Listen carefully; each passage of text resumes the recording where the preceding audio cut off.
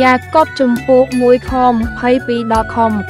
24ចូលឲ្យអ្នករាល់គ្នាប្រព្រឹត្តតាមព្រះបន្ទូលទៅកុំឲ្យគ្រាន់តែស្ដាប់ប៉ុណ្ណោះហើយបាញ់ឆាបខ្លួនវិញនោះឡើយ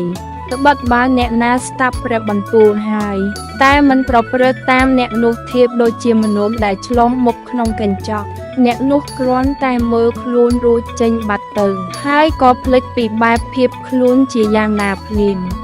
ខគម្ពីរប្រចាំថ្ងៃសូមព្រះប្រទានពរ